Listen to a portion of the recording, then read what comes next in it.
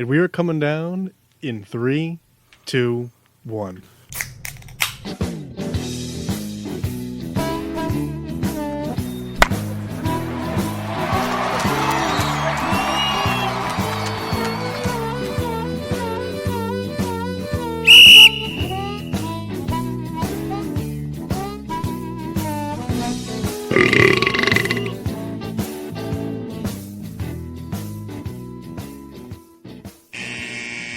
Welcome to Getting Sports with a Drunk. Rat of a Red Baron here, joined by... The Math Chris Massey. Yes, the dynamic duo It's back up at it again. We're here. And that's all I got. It's funny, there's so many times where, like, you know, we've done this for a long time, and we'll set out on a day, and like, all right, someone will, like, Rebecca will ask me, like, who's on the show tonight? And I'll be like, I don't know. Mm-hmm. It's like it's a mystery every single every week. Every single week. Well, that's all right. Some people, tend to run late. I mean, I think we'll have Riddler for sure in a little while. Souls is a maybe. He's got some electrical issue. So that's going on. And Mock, no idea. So Like electrical impulses in the brain kind of electrical issue? Well, that's a given. This is Yeah. more, he called me yesterday. He calls me like with electrical like questions. And like I tout myself as like I know a few things here or there, but I'm not an electrician. Like I'm a son of an electrician, but that doesn't mean anything. You know what I mean? Like, Yeah. so he's asking me like questions, and I'm going through like the stuff that I know, but it's like it's hard for me to explain, and then like I know that he definitely doesn't know what I'm talking about. So it's like blind leading the blind. Always fun. So he's got an electrician over there now, and they're, I guess, trying to figure it out. So maybe he'll join us, maybe he won't. What are you drinking, buddy? Well, I am drinking. Finally made it out to Total Gear. Like, got a bunch of stuff, and walking past the shelves and shelves of beer, Rebecca goes, "Oh my God, it's my two favorite things: school buses and cats." So I have here tonight. What about llamas? Now, see that if to hit that trifecta, that would be incredible. I have from Fat Orange Cat Brewing. It's called All the Cool Cats on the Back of the Bus. And the can art here that'll be up on our social media. It's like the back panel of a school bus and like a giant cat's face inside it, like with the eyes blocking up the windows and whatnot.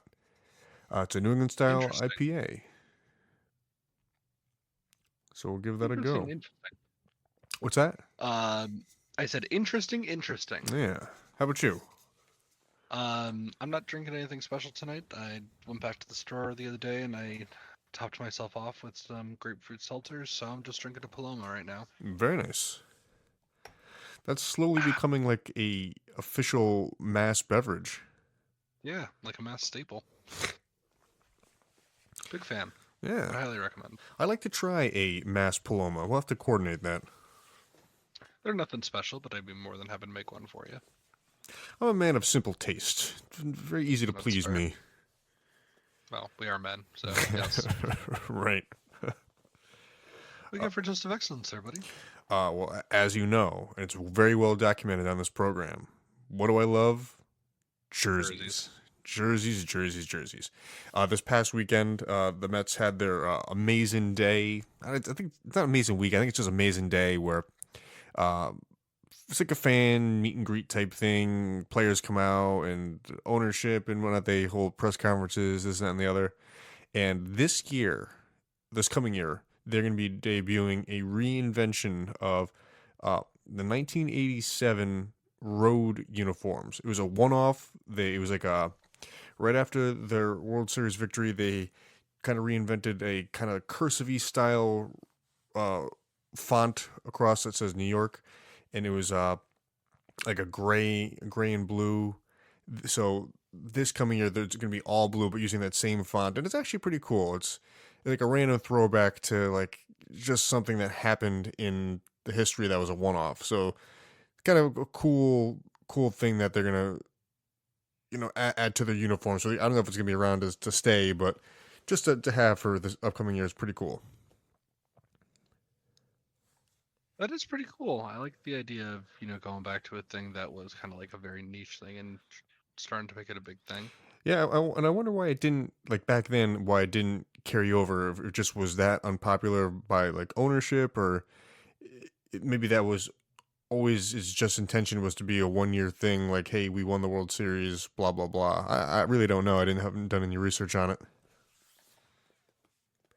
I don't know. I'll have to take a look at that and see. What were the uniforms called? Do you remember?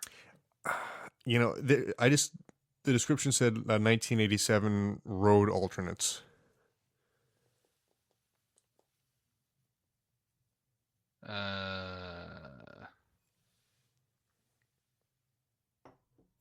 Let's see. And two, like, Blah, blah, blah, blah. it's nothing special. It's just like the biggest thing that's different about it is literally the font on the face of the jersey. Yeah.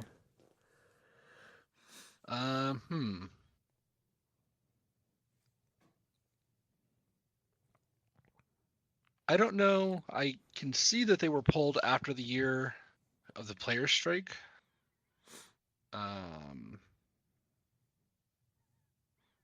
But I can't find any reason why they were actually pulled because they seem to be getting pretty good reception online.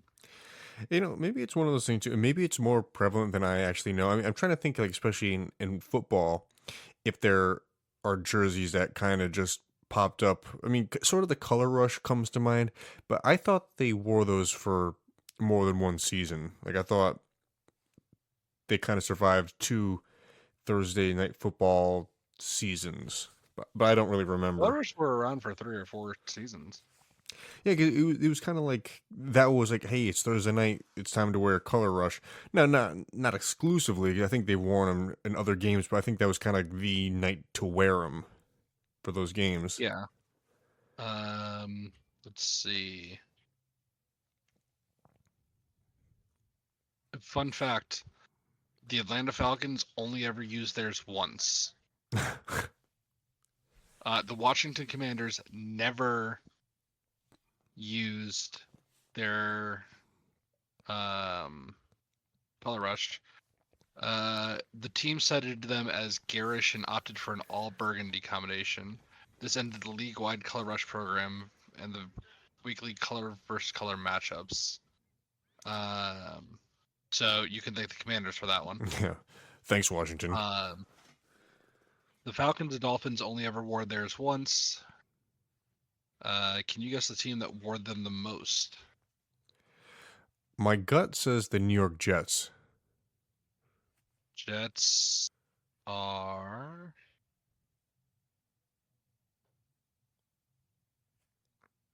almost last on the list. Really? Who's They the only most? ever wore them twice. There are two that sit at the top. One of them would have been my guess. One of them maybe would have. I can tell you, one of the top two's color rush was white. Was white. Bengals? Was not the Bengals. Those were pretty cool, weren't they? Yeah, were those considered Color Rush, or was that just a Yes. different? Yeah, those were pretty cool. In 2023, the white helmet was paired with a white uniform.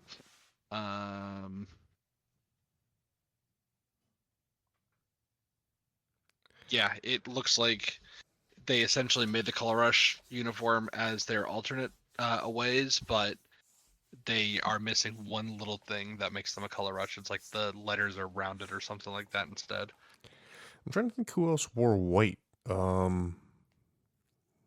for that uniform. There were a few. The other one was red. Arizona? Nope. Huh. The two top teams, both wearing them 11 times. The Buffalo Bills and the New Orleans Saints. Really? Yep. I'd say I could see Buffalo. I don't remember really the Saints wearing them, but huh. And they're tied for third place, I guess. or tied for fourth place, I guess. I don't know. These are brown, and then the other one is green. Well, brown, I'm assuming, is Cleveland, but You'd be correct. kind of ridiculous that the Color Rush is just brown. Yeah. Wow. Seattle? Got them both.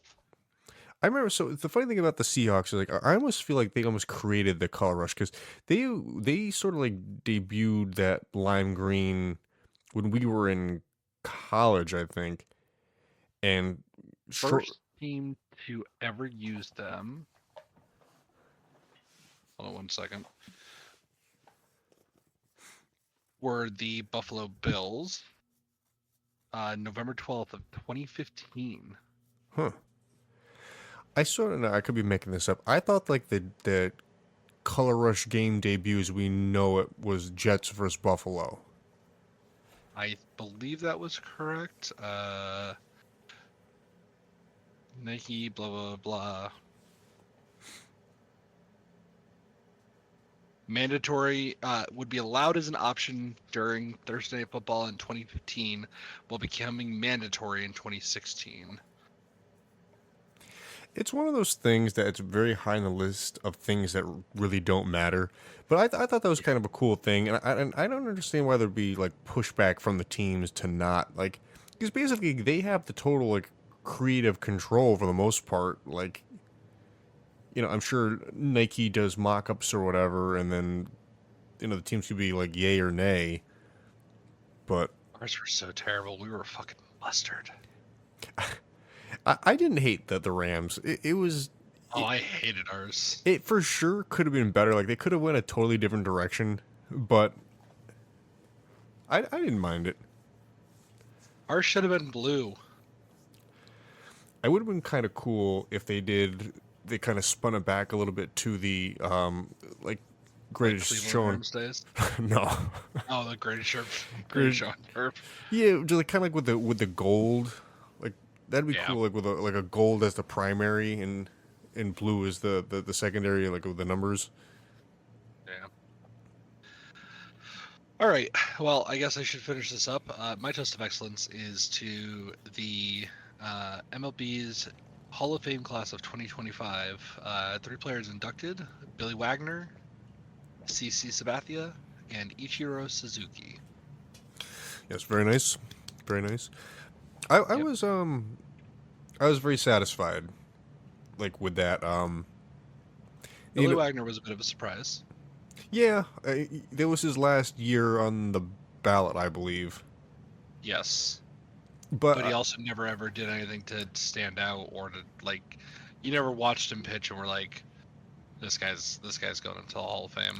He had a very interesting career because, and there's a slight bias on my end because he was a Met and I really liked him when he was on the Mets. But you're right. He was just kind of a serviceable guy. His numbers, he was okay. Yeah, his numbers do kind of defend him a little bit. It's just to everything kind of like what you're alluding to. Like he was not a standout. Like, let's see, Billy Wagner, BaseballReference.com. If I were to guess, and you could probably confirm this, I want to say he was like, I don't know, 14th on the saves list or something like that. Let's see. He, I think he broke 300 saves. He might even have clipped 350 saves. His big thing, he is 8th on the all-time saves. So he's actually a lot higher than I thought. But he threw really hard. But, I mean, there's a lot of people above him that aren't in. Now, part of that might still not in. Part Rodrigo's of that might still not in because of their eligibility. Yeah. Yeah. But it's weird. Oh, go ahead. No, I was just gonna say. I mean, he's high there in saves, but everything else. I mean, he's a 7-time All-Star. And that's about all you get from him. That's all the accolades he has. Yeah, Um, it's funny because like, what is his career ERA? ERA 231. I mean that's pretty good. That's pretty good. Yep. Um, but I don't know. I think part of it too, and it's because it's based solely on the MLB writers, and this is where things get so kind of controversial, and that's why every year we kind of walk away with like, well, how come this person didn't get in, or this person? We're dealing with it right now with the Ichiro thing, the one guy who didn't give him the nod, Yep. but I think some of it's kind of like based on not nostalgia. It's not the right thing to say, but like people's opinions from one year to the next can change, and I think just maybe people took a look at it and they thought about the time he was pitching and like the great closers of that time and relievers of that time, and I think the thing that I guess would make him stand out is his consistent ability to be throwing 100 miles an hour, which is, I guess, slightly more commonplace now. Barely, like Yeah. there were guys throwing in the hundreds in the 90s, like Randy Johnson could do it, but I think it's a little bit more prevalent now. That's just my feeling. Oh yeah, absolutely. So that could be like a slight reason why he finally got in. Like they took a good look at all the pictures of that time. Like, oh well, this makes him stand out. Well, I know, but just because you stand out doesn't mean you're good, right? Yeah, I guess I mean, obviously he was, but was he Hall of Fame worthy? Hmm. yeah. I mean, it would be definitely up to debate. I'm leaning more towards yes, he was, but I definitely I could understand the argument for like, well, why? Yeah. Uh, CC for sure. I think he deserved it. Um, Dominant in three teams essentially. Yep. Winning the World Series with the Yankees was icing on the cake. And I think a big thing for him was in the biggest in Kyle Tsubaka's not on right now. He could kind of speak on this a little bit more. Probably one of the biggest competitors of the time for him was Felix Hernandez, and one of the big differences between the two is so where Felix Hernandez probably had a better ERA from year to year. One thing that's not really talked about is CC Sabathia's like inning. Yeah. Like he would pitch just a little bit more, just because he had good enough stuff and to keep you know relievers fresh and so and he may give up a run in that time, but it didn't it wasn't about that. It wasn't having a pristine you know record in ERA. It's just about just being a good pitcher and being the most um what am I trying to say, like it, it's more than an individual effort, I guess, is kind of what I'm getting at. But is an individual effort supposed to be what gets you in? No, I mean what I'm trying to say is that like he put himself out there more. I Uh, guess. I and don't know. It's an interesting discussion, I think. Excuse me. yeah, But Hall of Fame is irritating. he's in now, so it doesn't really matter. I mean, for me, and I assume you two, there's really no discussion. Ichiro, totally deserving. Yeah, 100%. It'd be. And Oh, go ahead. no, I was gonna say, and you know, I I don't know why somebody would say he wasn't. Um, that's pretty curious to me, but I'm hoping that they had a good reason. Yeah, it'll come out eventually. What this I bet it guy's. does. Yeah, I wonder if because we saw, I think this past year, the retroactively changing some of the stats from like the Negro leagues to kind of be incorporated.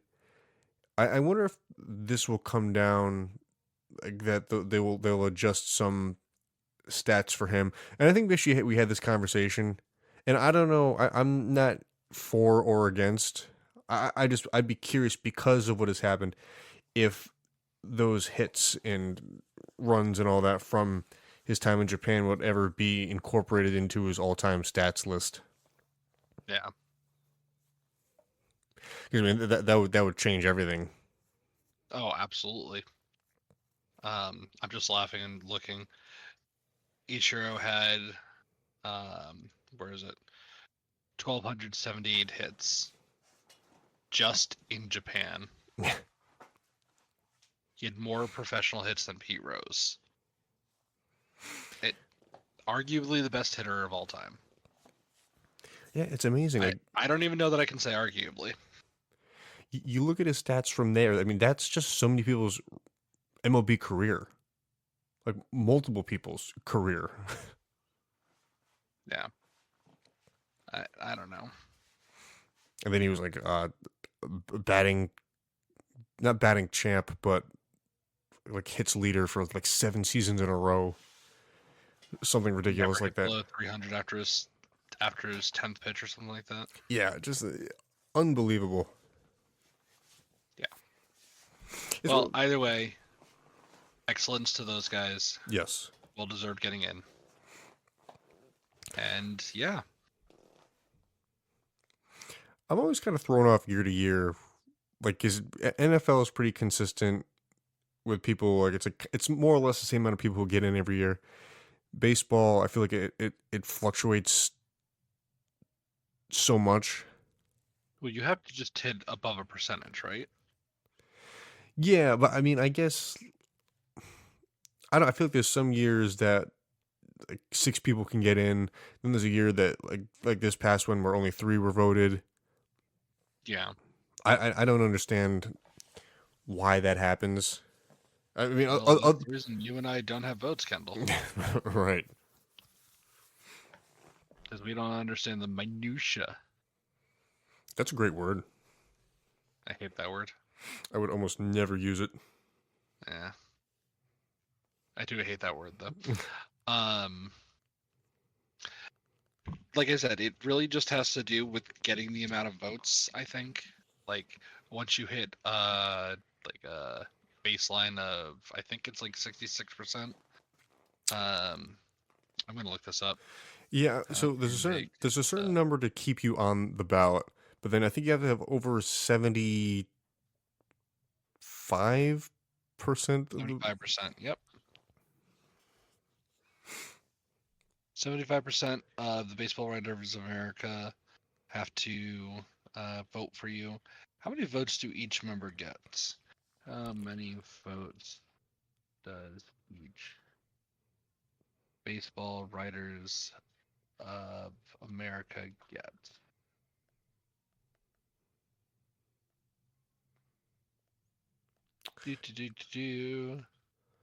I'm not sure because the panel's pretty big. Panel is very large. 2 writers from each MLB city.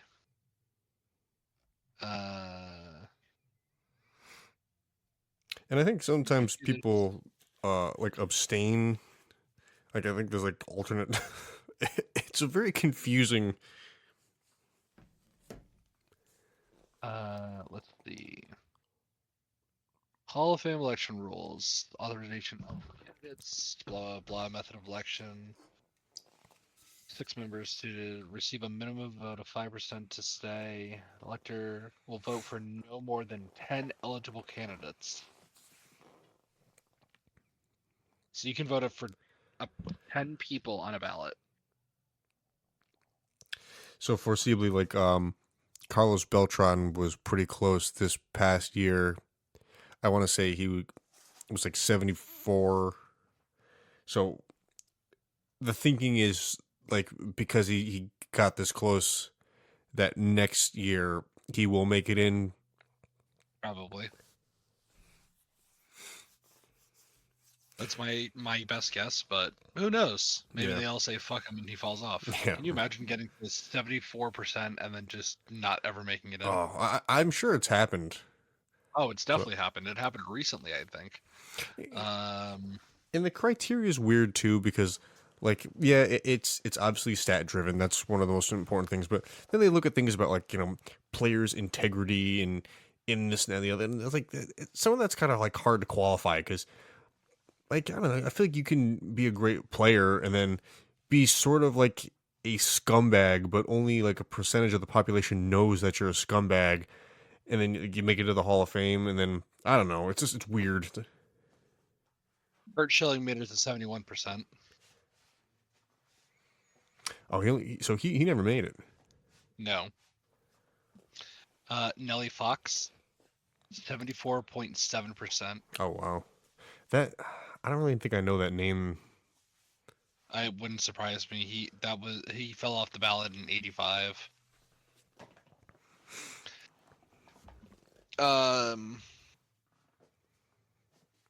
Barry Bonds, Roger Clemens, and Gary Sheffield all made it to like 65%.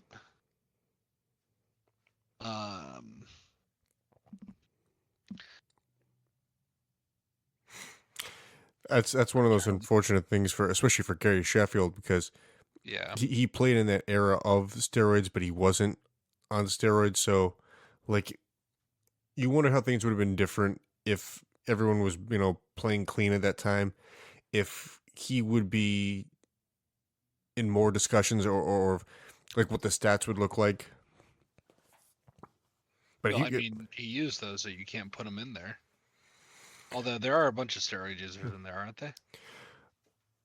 Yeah, I think there are like after the fact. See, from that '90s era, I don't remember off the top of my head who's in and who isn't. Yeah, and that would take a lot of looking to find out.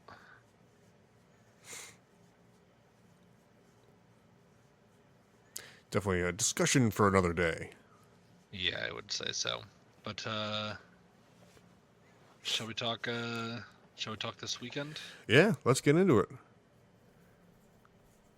Well, I don't have any interest in watching the Super Bowl, do you? Here's the thing. I'm gonna watch it. One thing I guess if there is a silver lining for me, I can watch the Super Bowl and have zero care. I have no rooting interests in either way. I can just kind of just take it for what it is at face value and just watch a football game. That is the one thing I have going for me. I mean, that's fair. See, if I do have some interest in on both sides. I very much like Saquon Barkley. I think he's a great player as well as like a good. Only kind of thing I have any interest in. Yeah, and it's just like I don't know. He's kind of like a good guy off the field too. So like he's just a guy to root for. And then just from his like, sort of like you and me, like kind of like the football nerdism thing. Like I am interested in the three-peat if that were to happen. I just like stuff like that. So that if KC were to win, I'd be happy in that regard. But in the grand like scheme of things, like as a populace, it is like the worst outcome for the Super Bowl. It's the one that nobody in America wanted to see. I think I posted a picture in the group chat of it earlier. America's rooting interest. Yep.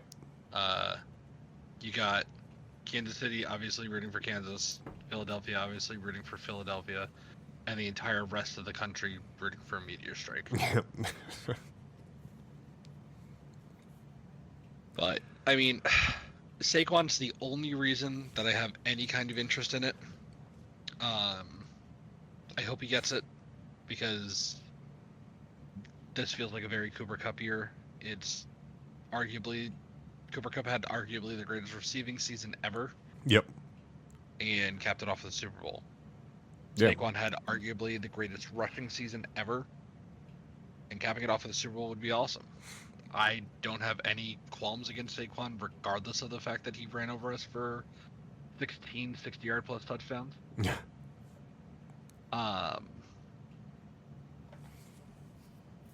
But I couldn't care less about Philadelphia as a city. Fuck you, Philadelphia. I said what I said, and I'm tired of the Chiefs winning. I mean, I've had to explain it to Ashley. You remember the Chiefs Raiders game on Christmas, Yes, I do.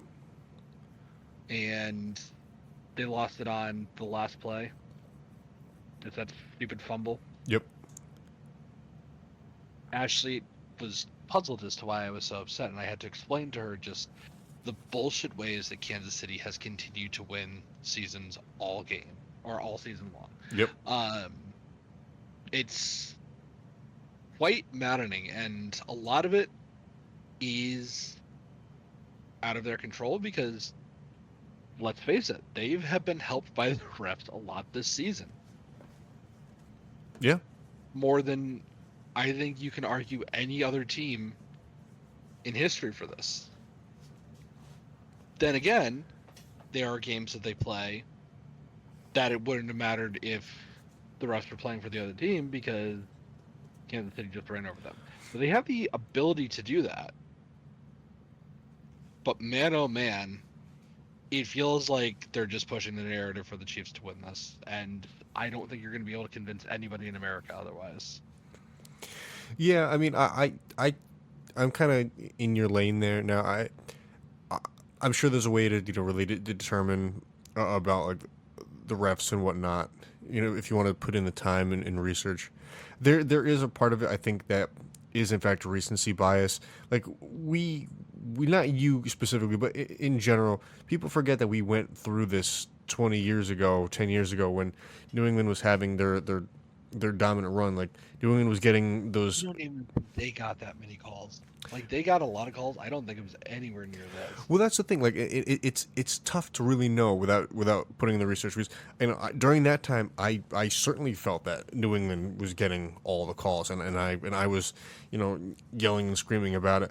But that time has passed now, and you kind of forget. And now that Kansas City is that team, it seems that way, or optically it feels that way, looks that way, and it could be true. And I think that this year especially, you're right, there has been a lot of gifting as far as that goes.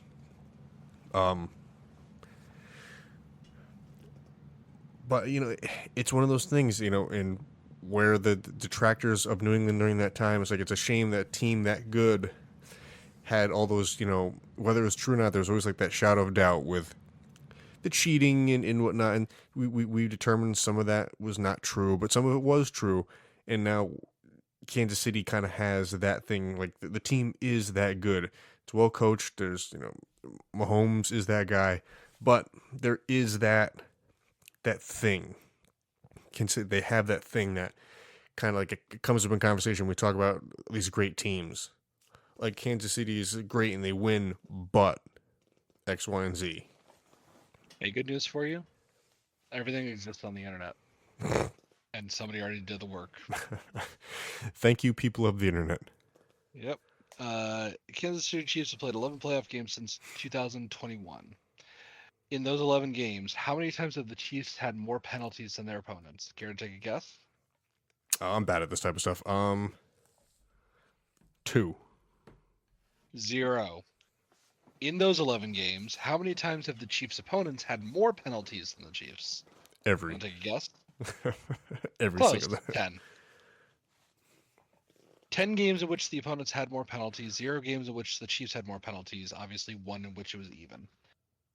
Out of the 68 regular season games during the sample since 2021, let's see.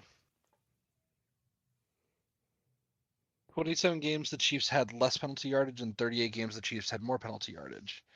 The regular season, Chiefs had 50 or fewer penalties 52% of the time. And in the playoffs, the Chiefs had fewer penalties 90% of the time. Chiefs have gone 10-1 in those 11 playoff games, won 2 Super Bowls, potentially third on the way. Totals have 36 penalties in 11 games. Their opponents have 66. The Chiefs have had 36 penalties Opponents have had 66. Those penalties amounted to 319 yards for the Chiefs, 541 for the opponents. It's yes, the refs favor the Chiefs. Is the summation of that? And unfortunately, it's like yet another game, gone by that there is something that on Monday morning we're talking about, like something that had Did he get the fourth down? affected them positively. I was of the opinion that he got the first down. Yeah, you and everybody else in America. And it's a shame too that like a lot of it just boils down to human error. Like the line judge and sign judge, not being on the same page, and like they're just totally like, you see them when they're coming to the pile, and they're nowhere near where they need to be, either of them, like. And that's part of the game. Like I don't know where I find myself, like, do I want more technology in the game to prevent these type of things from happening, or do I like the human aspect of the game? And I teeter back and forth, not knowing what I want, because like you put a chip in the football, this totally goes away. We know where the football is at all times, and we live in an era where you can do that, and it won't affect the way the ball spins or how the ball is carried or the ball is kicked. Like, Right. it is literally like a foolproof way to handle things. Correct. And like at the same token, I can't decide if I like that. We're reliant on the eyeballs. I can fix that solution for you real quickly. What do you got? Without the technology, you get Angel Hernandez. You mean the greatest umpire of all time? How dare you? Need I say more? Need you not. There's no reason not to incorporate technology into it. There's no reason you can't be on the phone and say, hey, pick that flag up. We can all see it in a matter of 10 seconds before the refs make the call. New York can do the exact same thing. And to your point, there's been a lot of stuff already incorporated into football, like using technology, that this wouldn't be really a big leap at all. It just, so many like aspects of the game have been influenced year to year, and even stupid things that really don't affect the game, but they are helpful, like having cameras in the pylons and stuff like that. Like it's really, it could be very beneficial. In general, I mean, I sort of wanted to transition a little bit. I do feel that Buffalo didn't play an excellent game. No, absolutely not. There's just a lot of things for me, but I was watching, and like it was like an out of body experience. It didn't feel like that, even though they were in situations where they could take a lead or tie the game, whatever, that they were going to win. It just, something about it felt like they were going to hold themselves back, and I think that's what happened. Yeah, they gave up on using James Cook in the end of the third quarter all the way into the fourth. Yeah, and like for no good reason. Right, and that is glaring. That is a glaring thing that doesn't make any sense. Secondly, from what we've seen of Josh Allen all year, and I guess in kind of as a career, like regardless of who he's going against, he can kind of throw the ball pretty effectively downfield. Like, take some shots. Like they took a few, but they could have been way more aggressive throwing the football. And it didn't happen. And the big talking point will be like, the unimaginative tush push style sneaks that were not effective. But to me, like, That's secondary to just a bland play calling event. Yeah, there was it was the most frustrating thing in the world to watch them go forward on 4th and 1 for the 6th time and it not work for the 6th time. Yeah, it's just Like your quarterback sneaks aren't working. Play the quarterback sneak, dip out, throw a very quick screen pass, and get the first down. Or go out of shotgun and do a design quarterback run. Your sneak isn't working. yeah. And two in I don't know if you feel this way, but to me, this one kind of, as just a football fan, hurt more than the shootout where in like an overtime they didn't get the ball, just because it felt that leading up to this point everything was going their way, and this was sort of like, I don't want to call it their year because that always sounds farty, but it felt like Buffalo's year to at least go to the Super Bowl. Like they beat the Chiefs in the regular season. They're gonna, David's gonna, beat Goliath here, and they just come out so flat.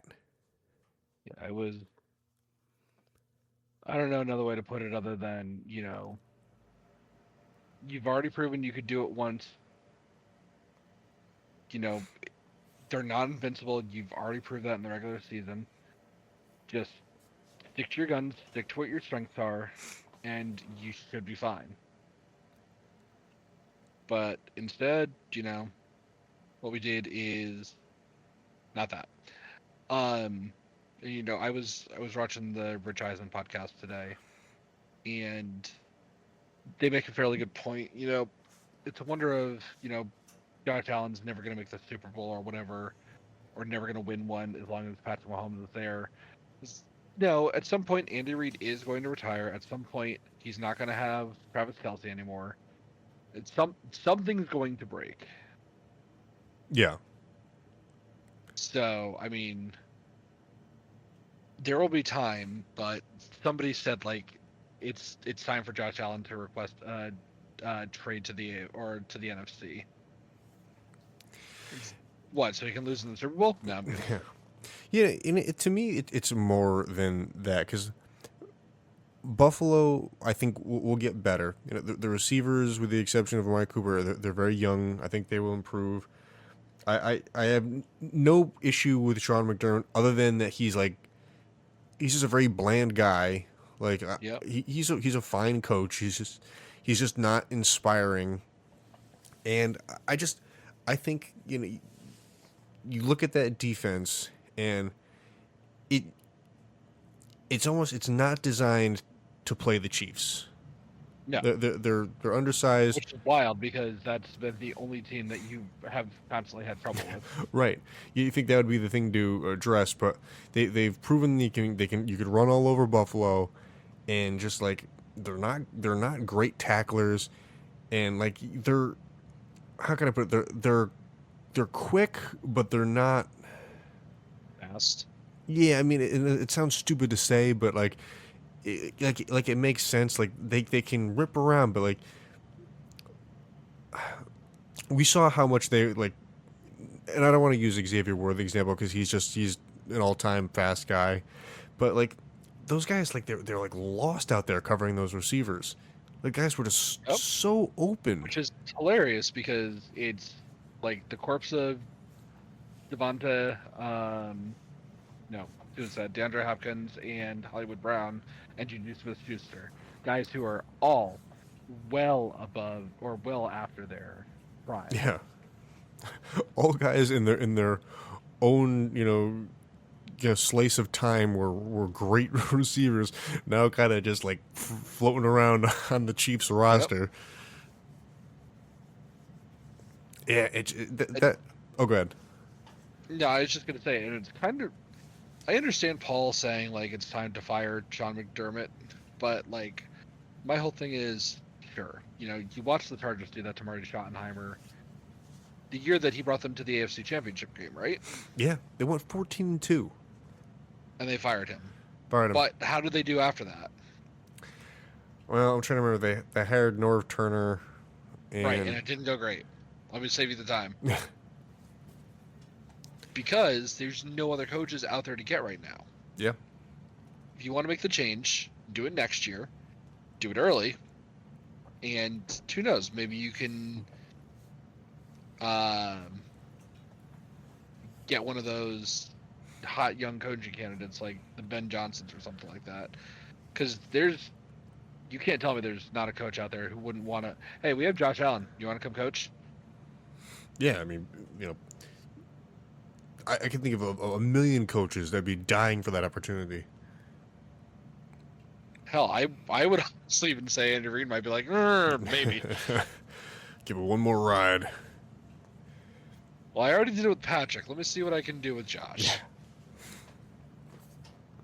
But it's Because I don't know. yeah, it's really too bad. In this, it's to the point that I can't wait for the season to be over because I can't bear to talk about it anymore. Just like I'm just like emotionally burnt out from that.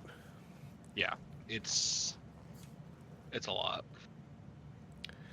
And on kind of while we're going on the flip side, it's a shame too. Washington was there. It just the classic shoot yourself in the foot situation. I would normally cite just happy to be there, and I sort of do, but maybe only like 15% because I thought they were in that game for a while. Jin Daniels, he missed some throws. Like he wasn't as on point as he had been through the playoffs, but he kept him in it. It just you put the ball on the ground 3 times and you don't get it even back. Nothing to help him either. Yeah, just brutal. And Philadelphia's type of team, they capitalized every single time. It's honestly quite annoying how good of a team that Howie Roseman is consistently able to build because and everybody like mocked the rest of the NFL when they let Eagles draft Jalen Carter. It's like, but the biggest thing that nobody understands is that was supposed to be a headache in the locker room. Not everybody has the capabilities to handle that in their locker room. Right. And he at least had some teammates there that he could have like lean on and stuff like that. And it feels disgusting to say, but credit to Sirianni for actually managing to keep that team together somehow. Because it's not a team that should be together still. Yeah, it was one of those things that I had heard or read that like last year, I guess their big issue was like he was doing too many things kind of outside of what like a head coach does, like that's why you have a staff, to handle some of the stuff. So I think this year was kind of more like, hey, back to basics. You just be the head coach. Don't get over involved in things that you don't need to be in. And like what you alluded to, GM assembles a great team through the draft, gets great free agents, ergo's Saquon Barkley, and things just go your way. You steamroll, the rest of the NFC East, and you find yourself playing in the Super Bowl.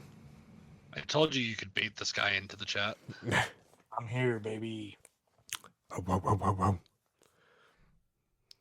Just like I said, if you tell Mock he can't be there, he'll be there. It was close. Mercer wasn't using the computer. I'd be doing homework. So, here we are. Are you having a beverage / do you have a toast? No, and to Patrick Mahomes and the Chiefs for taking a run at history here. Where's Kyle? Currently having some kind of issues, different issues than normal. They're All right. all out of toilet paper at the house. Yeah. They've been out for weeks. They're working on making homemade stuff right now. Tortillas. Dampen the paper towels. Yeah, the pulp is not drying. Yeah, we've just been kind of talking AFC NFC Championship game, kind of like somberly. It's one of those things where the Commanders probably overachieved a bit this year. Yep. You know, um, took out pretty much everyone's favorite team in the Lions. The Eagles were good all year for the most part. Saquon is dominant. Big one. Yep. Um, Josh Allen is Dan Marino. He's going to be a great quarterback that doesn't win anything. Patrick Mahomes is Michael Jordan. It is what it is. It's funny because like all year we kept hearing like when they were 15-1, and they're like, this is the worst 15-1 team. And, well, that's a really dumb thing to say because they're 15-1. Like, what are we talking about? They find ways to win games, and especially this year, they didn't blow anybody out this year, like at all. I think they blew the Raiders out once. Even still, you figure they didn't score over 30 points. So even if it was 28, not like, in years past, we saw the Chiefs dropping 45, 50 on. Yeah. You know what I mean? Like they won a lot of close games, came from behind. Like whether he's over saturated in the media or not, I don't know how. Even right now, how Mahomes isn't a top 3 quarterback of all time. He's top 2. I mean, like there's no argument for it anymore. He's top 2 all time. There isn't. But that's right. So like, but what I say 3 because the argument forever was Montana or Brady, and He's past Montana, and that's fine. I don't disagree. And really, other than the longevity, I mean, I guess the main difference with Brady is like right now Mahomes has had a better stretch, I think, but Brady had 2 of them. Like he did it twice. Yeah. He had 3 Hall of Fame careers. You know what I mean? Like that's also something to note. But I mean, he also beat Mahomes in the Super Bowl. That's something he'll always have over Mahomes. But you know what? But even that, and I don't want to say it's a dumb thing to, but it did. Like he didn't beat Mahomes. No, but the same vice versa. Like you know what I mean? Like he beat the Chiefs. But I hate that head-to-head quarterback comparison in the NFL. And it's the same in baseball when it's like, oh, Kershaw and Verlander head-to-head. Well, they're not on the field at the same time, so who cares? Right. It's a stupid, like, I never liked when they did Peyton versus Brady. Like, it's fun to compare them.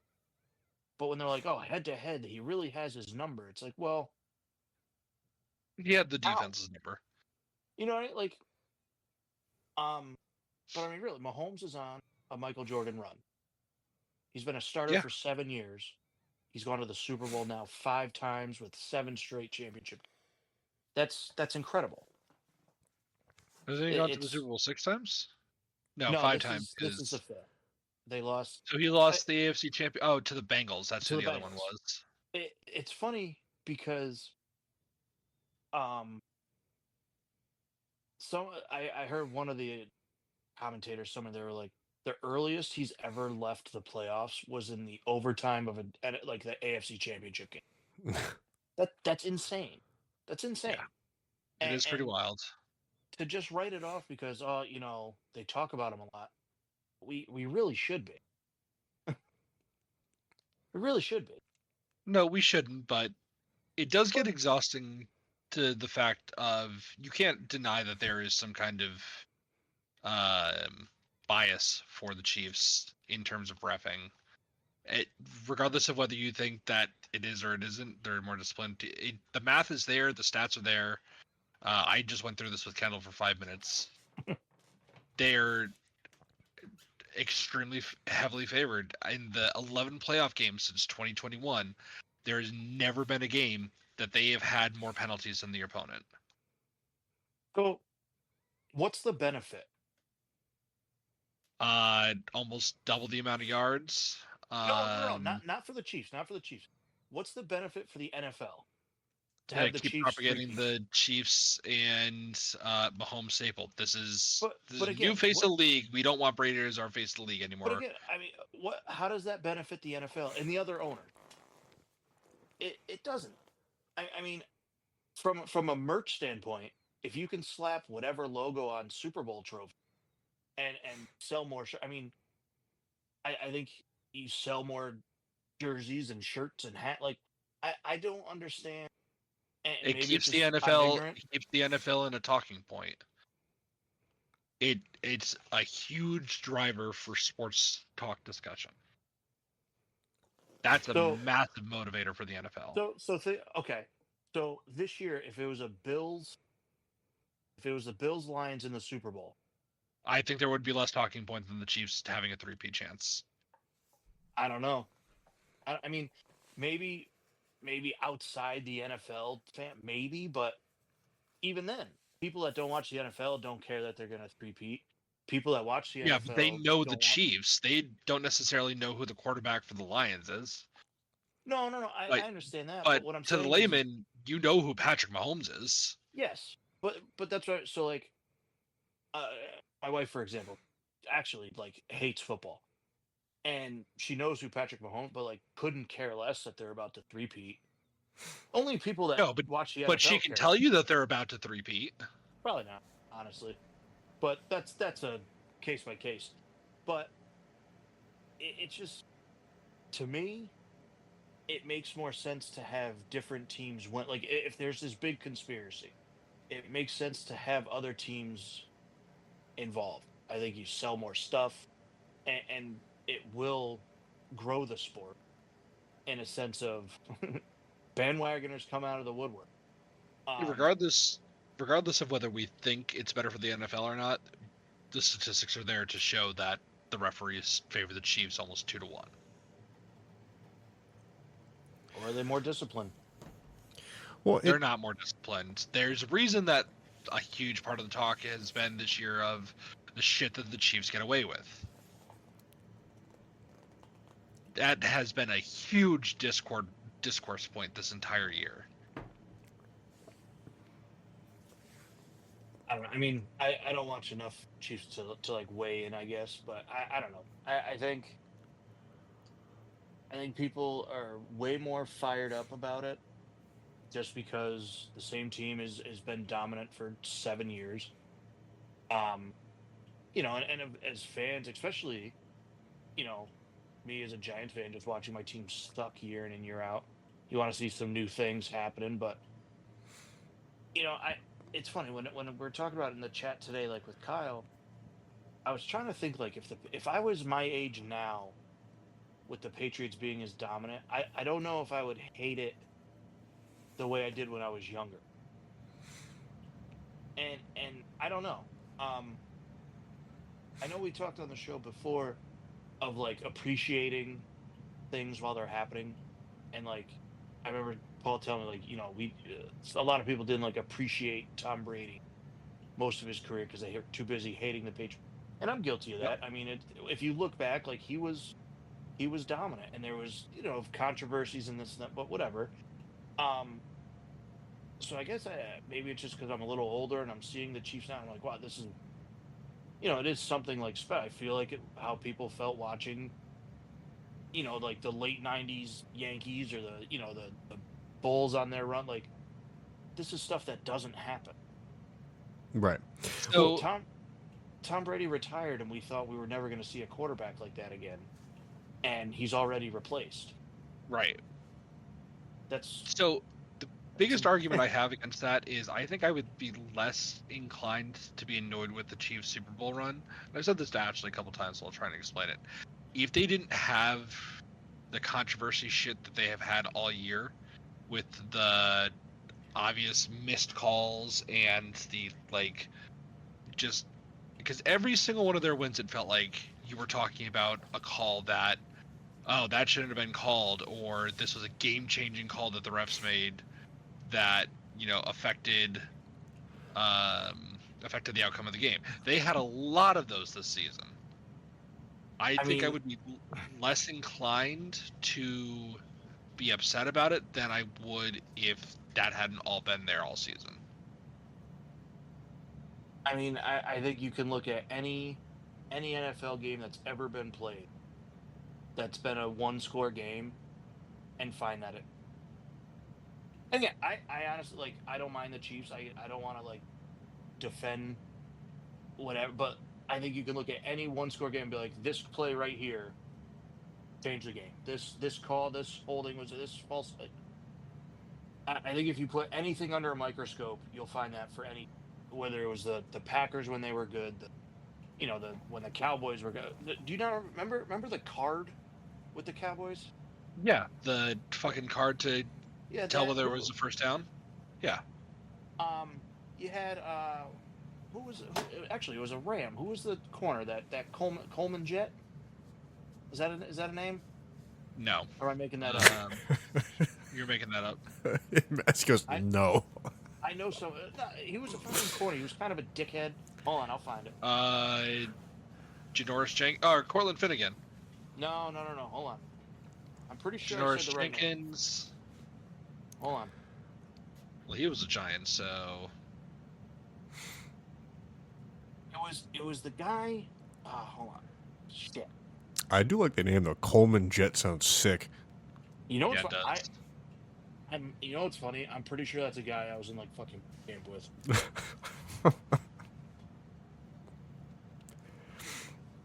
Find the guy's name. It was. I mean, this is going back a few years, but it was like a blatant defensive pass interference, and Kobe. God damn it! I'll find this guy. But don't remember if it was in the playoffs or not. I know once I find the guy's name, you'll know exactly. Oh, the Saints one? Yes. Nikel Roby-Coleman. I was kind of close. I was looking up Robbie Coleman. I was Nikel Roby-Coleman. If you had just said the Saints, I would have gotten it. I wasn't totally sure if it was the Saints. But either way, like, you have that. That no call, yes, I agree. But so that's what I mean. Like, you can that's things... one thing. Yes. That's one thing, one game, one team. Chiefs have played 2 playoff games this season already. And in each one of them, there has been a controversial call. There was the roughing the passer. Then there was the unnecessary roughness slide tackle, which never hit him. Then there was the flop for the out of bounds. Then last night you had was funny. That was bad. That one I'm in.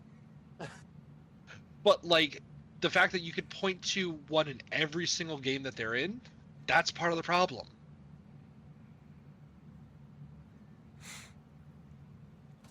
I'll give you that in one score games, yeah, you could probably cherry pick whatever you want. But it doesn't just feel, it is almost every game the Chiefs have been in this season, there's been one of those. And they've been in critical situations. Yeah, I mean, I don't know. I don't know. I think a lot of people, and I'm not saying you specifically, but I think a lot of people are just trying to find ways to discredit when we in 10 15 years time when he's done and he has 13 Super Bowl rings. I think is when he'll get a lot of the same stuff that like Brady got at the end, where when he went to the Bucks, everyone was like, hey, this guy's actually all right. Well, like, and like Mass and I were talking just before you came on, like I from what Massey has just cited, like it is true, but I think that, like, to kind of bridge to what you're getting at, Mock, there is a recency bias. Like I had these feelings when New England was on their run, and it was true. They were very favored in a lot of calls. Now, I'm sure someone else has done the research to find this info to kind of back that, but time goes on. Like, I will forever hate New England, but I don't really dislike Tom Brady anymore. But I will always hate New England because it for everything that we were just talking about.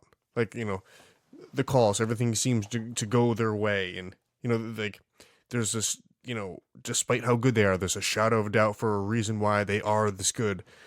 It it compounds on itself, and we're living in I the new version of it. I think I think there's also, to compare Chiefs versus Patriots dynasty. A lot of people, I think, both within the NFL, but even outside the NFL, like fandoms, the majority of the reasons why the Chiefs are hated is for reasons that have nothing to do with the Chiefs. Yeah, You like the had Taylor you had Swift stuff. you have Taylor Swift, which to me is a complete non. I mean, every quarterback superstar they show his wife. So what's the difference? But like you had the problems with his brother. You had the problems. His wife was kind of outspoken for a while, and so like you had things outside of football that people were like, "Oh, I don't like this guy," and it's, well, what did he do?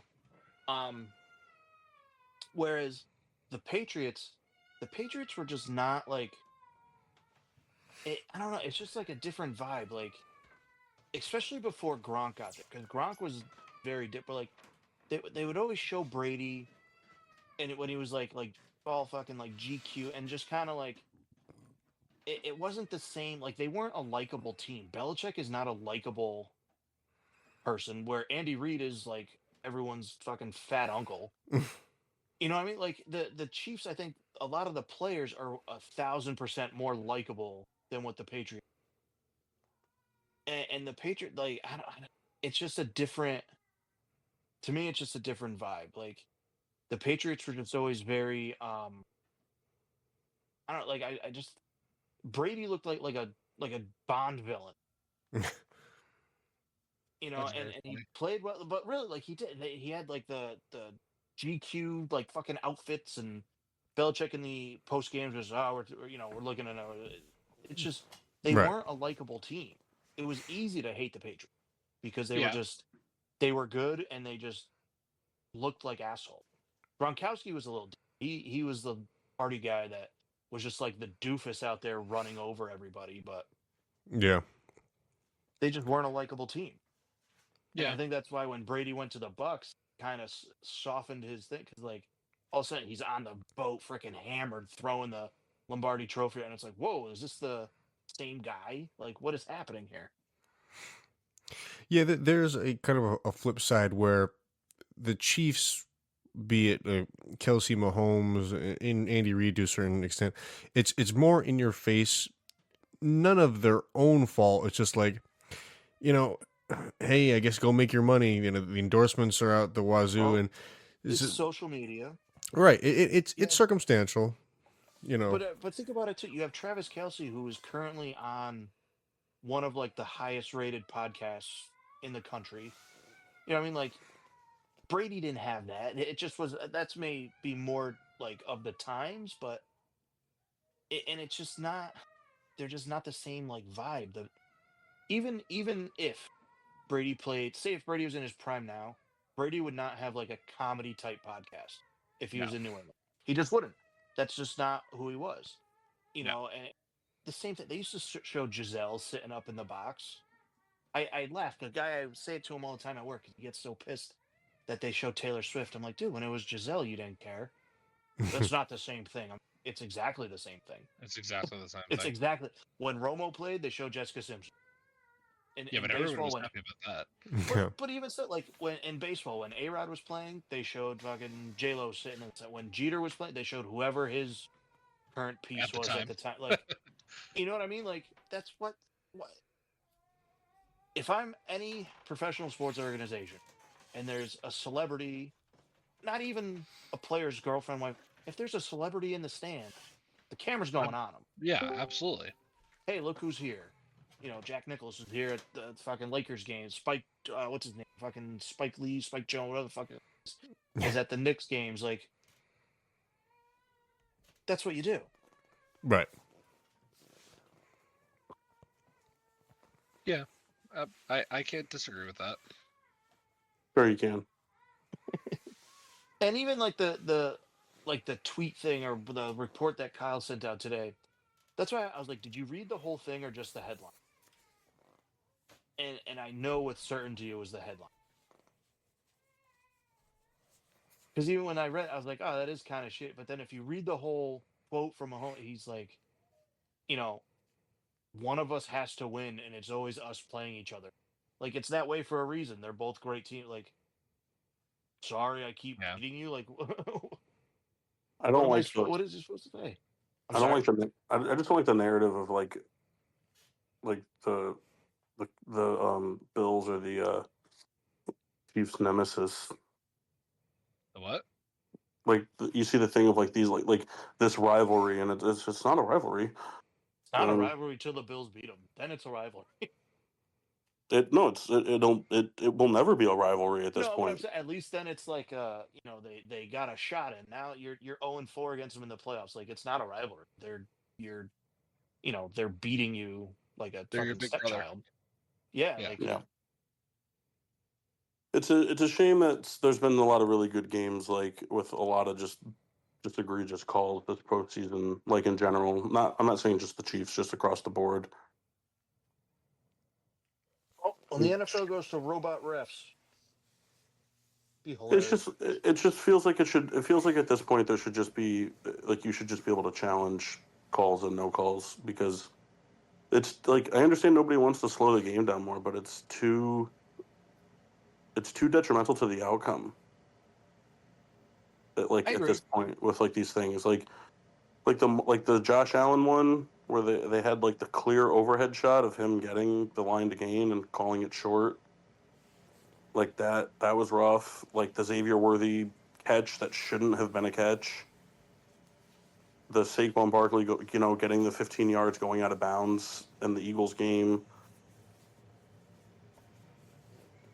I do think because I saw they showed like both Mahomes and I think Allen did it too in the game, where when they take off, right? Now I'm all for protecting quarterbacks make the money for the league. That kind of goes without saying. So I'm all for protecting them because they need to stay on the field. But they also have to hold them accountable. If you're gonna run, and especially past the line of scrimmage, and if you want to try like a fake slide to get a few more yards, as soon as they start the slide and get back, there should never be a flag throw. I don't care if they hit him in his face. Because what's a defender supposed to do? If you're gonna fake slide, you risk getting blown up. It is what it is. Quarterbacks shouldn't be allowed to slide past the line of scrimmage. There shouldn't be extra protection for them once they go past the line of scrimmage. But is it the same? So like even a running back, if a running back gives himself up, like if they're trying to About not to, score at the end of a game, yeah. and they slide, and someone comes in, and it's like a head-to-head type, like, is there still the unnecessary roughness type thing? I know it doesn't ever really happen. Let me Yeah, here. Let me break it. Let me break it down for you. Yes, but it Yes. won't. It would never get called. It's the same exact way when the which I think it was the Eagles game, the Eagles Commanders game. There was I don't remember which game, but like one of them was like a tight end was going up to get the ball, and like the defensive back was going up to get the ball, and like the tight end like basically bodied the defensive back completely out of the way. And like they said right there, like, yeah, that's probably pass interference if it's a wide receiver, but it's a tight end. Like you're a smaller guy going up against the bigger guy, you're going to get bodied. Yeah. Like it's just like it's just never going to get caught. Like there's just certain situations. It's just it's once they leave the line of scrimmage, they shouldn't be awarded like all of this extra shit. And the whole thing is like they've ruined it, because even if the rule is the same for running backs and wide receivers as it is for quarterbacks, it's still like no one's gonna bat an eye if Saquon Barkley goes to slide and Bobby Wagner goes to blow him up. But if it happens to Jalen Hurts, it would be a huge deal. Yeah. No, you're right. You're absolutely right.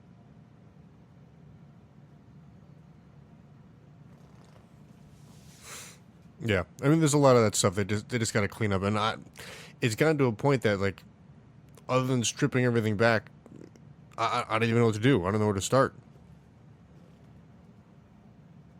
Well, I mean, we're in the age now where quarterbacks are going to run. It's part, that's what everyone wants to see is the mobile quarterback. I think you got to hold them somewhat accountable. You're going to run, and they're going to let them slide to give themselves up, and you want to do the fake slide to get another 2 yards. Go for it, but no, they can't have like that. I don't think they should have that extra protection on the extra protection. Because what do you do as a defender? If you tackle them, it's a penalty. If you don't, it's a touchdown. So, or first down, whatever. What are you supposed to do? Yeah, I mean, we talked about this a couple weeks ago. Either you got to make, if you fake slide, it's a penalty, or or if it's free game all the time. It's if you're gonna do it, go for it, because it might work. But if you get blown up, I'm sorry. And I think the same, that they got to really look at some of like the roughing the pat, where if the defender's already like, if they're diving at somebody, or if you're in a full sprint, I'm sorry, a 250, 270-pound defensive is not able to just completely slow up in a step and a half. Can't do it. I mean, the problem is the NFL is trying to calls. You broke up on me a little there, Paul.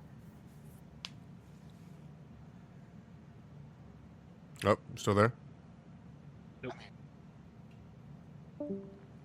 Well, and I get. Oh, is he back? Yep. Hello? Hello. There you go. The NFL wants to eliminate judgment-based calls. And that's just, like, it's only going to get worse, honestly. Yeah. It's going to get better. The NFL is going to become almost close to unwatchable at one point. Because there's just, like, eventually they're just going to have to, like, there's going to have to be all these other kinds of things. Like, it's, the tush push and, like, all these other types of plays. Like, they're just going to, like, the punt return, the kick return are eventually just not going to be included.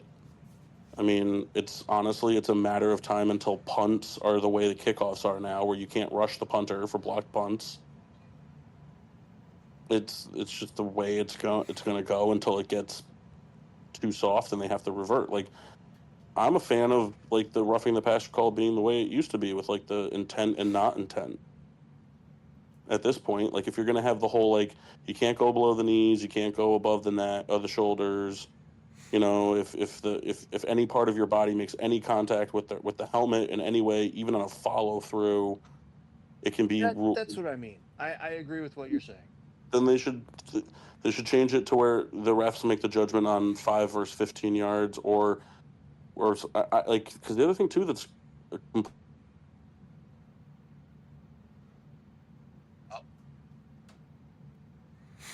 Paul, you there? Kind of dropped again. You did. Yeah, I don't know. I don't know what they can do to kind of fix it, because and it's funny because it actually came up like on my feed today. They were showing whatever playoff game it was with Brady, and I wish I could remember the defensive lineman. Like, literally, his hand just kind of nicks his helmet, Right. and not in any vindictive or malicious way, but it's just the speed of the play, and it's 15, and it's like, all right, come on, like, you got to be able to see some type of intent. If the quarterback throws it and then 3 seconds later gets blown up, okay. Right. But I mean, come on, so much of football is just bang bang thing. It's he steps up in the pocket and throw it. There's defenders right there trying to make a play. So, like, I don't know. I don't know how you fix it. I don't know if you have like a designated, eye in the sky type thing that makes that call. I don't know. I do laugh when you see people like talk about boycotting the NFL. You're not going to do that. Like, you're going to watch the game the same you do every week. It just cut it out. Yeah.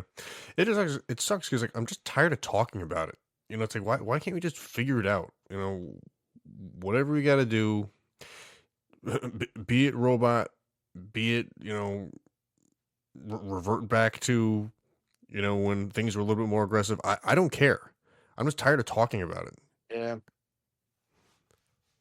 You're gonna keep talking about it, and you're gonna like it. And yeah, I don't know. I do know that as a Giants fan, fuck the Eagles. Bring on the three-peat. That I know. It's gonna be. I honestly I wouldn't be surprised, just because of how like dysfunctional they are right now, that if the Eagles win the Super Bowl, the Giants fire Joe. If the Eagles win the Super Bowl, what happens? They fire Joe Shane. You think you're gonna fire your GM this late into? Like they're so dysfunctional. They're gonna watch Saquon win a Super Bowl MVP. He's gonna have like 170 yards and 4 touchdowns, and they're just gonna be like, "All right, Joe, you're all done, but we'll figure something out." He should have been gone the second he gave Daniel Jones $60 million. You know, yes and no. I say yes. Yes, but again, like at that time, and of course hindsight is 2020. But Jones had his best year. They go to the play, like, and at that point, if you think that's where you're at, like, what else were you gonna do? I say, well, No, but that was the following season. So like, what? So no, they refused to negotiate with Saquon that season. He played on the franchise tag. Right. So they refused to negotiate with him. They signed Jones and they tagged Saquon. So, if I remember correctly, and I may be wrong, they wanted to sign Jones first because initially Jones got tagged, and then they rescinded the tag and used it for Saquon. Or they were going to tag Jones, and however it worked out. But Jones was the priority. Now, of course, now, 3 years later, bad move. But even that, at the time, they let Jones walk. Then, who looked like he was kind of turning it on. What was the other option? I don't have a problem. I don't have a problem with them re-signing him. That was never my problem. The problem was that he regardless of them making the playoffs and him looking like he was turning it around, he didn't deserve a market changing contract. That's what hurt the Giants. Like, yeah, they front loaded it so they could get out of it, but they gave him a market changing contract off of 1 year of like above average success. That was my problem with it. I didn't care that they extended him. I had no problem with that. You went to the playoffs. You won a playoff game. He deserved an extension. I just didn't think that he deserved, 160 million over 4 years. Probably not. Like, that's the type of extension that you give like if Kirk Cousins took the Falcons to the NFC title game on his last year of his deal or something, like somebody who's kind of gotten to that point before, like that was his first ever taste of success. That would have been like the Bears giving Mitch Trubisky that because Matt Nagy went to the playoffs twice with him. But I look around the. I mean, we've seen it happens with quarterbacks a lot. Trevor Lawrence signed a bigger one. Derek Carr. I mean, that's just how the market. Again, he made a lot of money. No, I totally understand it. I'm just saying that if the option was letting Daniel Jones walk and figuring it out for a year or paying him record-setting money, I would have let him walk. If he was willing to, if he wanted 60 million for 1 year, okay, but I'm not giving him 50 million a year or 45 million a year at the time for 4 straight years. Like I'm not doing it. Yeah, I mean, Like, you know, I I mean, always looked at it as at the time that was the option because of course, looking back with like that was when Baker Mayfield was a free agent, so that would have been cool. But I don't think he has nearly the resurgence he's had. Um, it's one of those things. It didn't work out. It's too bad, but And now you got neither. yeah. The Giants on Hard Knocks will haunt Joe Shane especially, but will haunt the Giants for a long time. Especially if the Eagles win this Super Bowl. That's gonna linger for a while. To the point, it's funny because even I saw like some report. They're like, "Hey, we might not do Hard Knocks training camp anymore, like for anybody." Um, but it is what it is. Like they screwed it up. Saquon went to a better team and is having success. So it is what it is. I mean, the thing that just doesn't make sense to me is I just don't understand why they just didn't sign Saquon. Like, what was their reasoning? What was their honest reasoning? It was probably just the running back thing, right?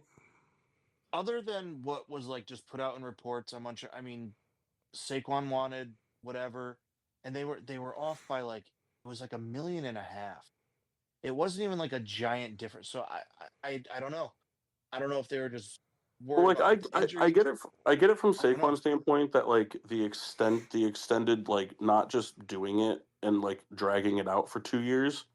Like he felt like disrespected Yeah. for an organization that he was extremely professional and patient with. Yep. So like I get it from his standpoint, but like the problem that I have with them with the Giants on it is you didn't want to offer him what the Eagles offered him, but you turned around and almost basically mirrored the offer the Packers gave to Josh Jacobs. Yes. And I'm like, what are we doing? I agree with you completely. One more That made year, no 10 more. sense. One more year, $10 million more, and then the way you treated Saquon cost you Josh Jacobs. Yeah. It's just it was poor. It was poor like player management, and it it will for sure haunt because again, like Saquon may play another 3 or 4 years, maybe. Because he what's he 28, 29? 27. Is he 27? Fuck. Well, he'll be 28 in February. Okay. So yeah, so even so he may play 3 or 4 more years. Might have 2 more really good I seasons. mean, maybe, but the opposite could also be very true too.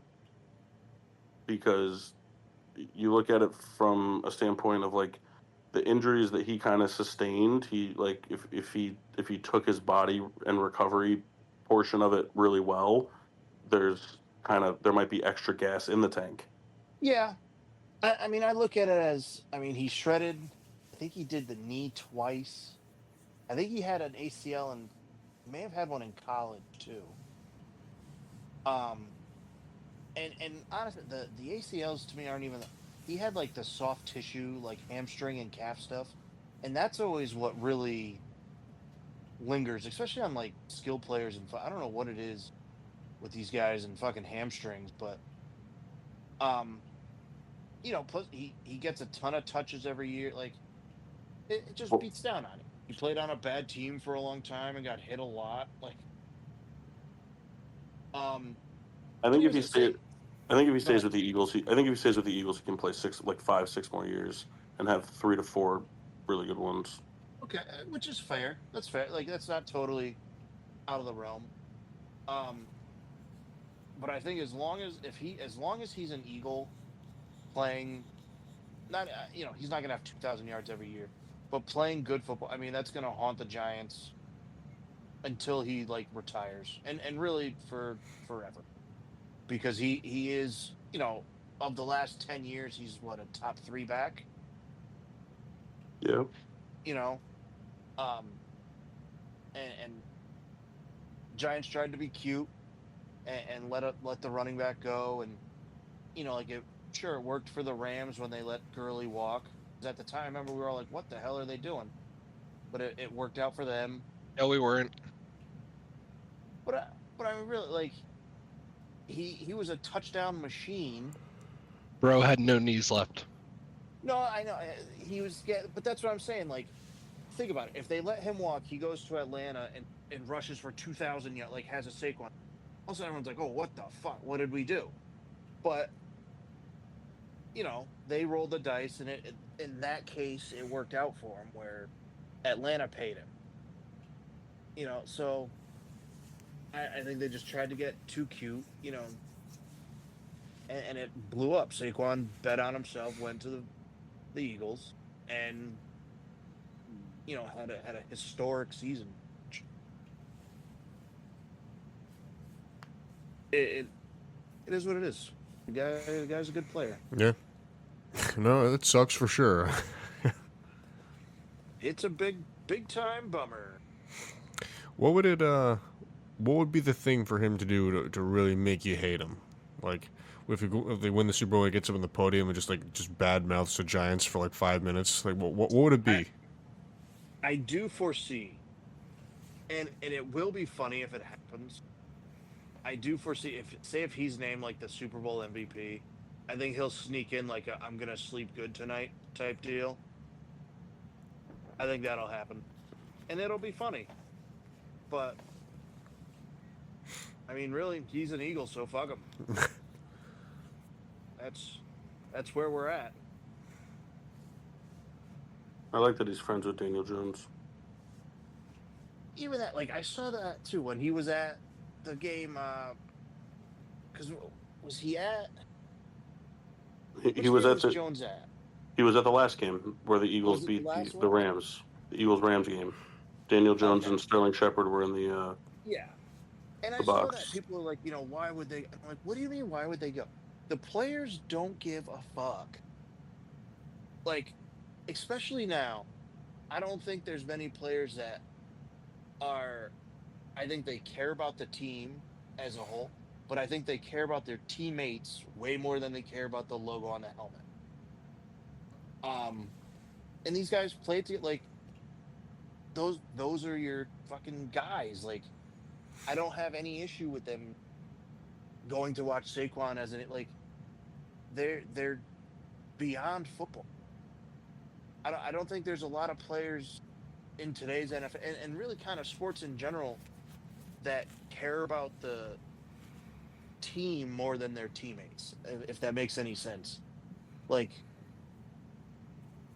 I try and compare it to like our lives. Like, I work for a company that is pretty good to me, but like I care about the people I work with more than the fucking company. Like, no, it's just, I don't know. Like, I don't see any. I used to laugh when like I remember even Mercer one time when we were at like a Yankees Red Sox game, and a guy gets to first base and he's talking. They kind of laugh at the first base. What are they doing? It's like, Mercer, they don't give a fuck about the rivalry. Yeah, they want to beat each other. It's a thing, but like, they don't give a fuck. We care. Like, the fans care. The players don't give a fuck. It's just a game. Like, oh yeah, that's all right. We want to beat them. We play hard. Like, but those guys are probably texting during the week. But even like the next year, one gets traded to the other team, and all of them be like, "No, fuck you. You were on the other team last year." Like, no, it's not like that. There's players that have beef, but it's. I don't think it's like team to where back in saying like the 70s, 80s, like that was different.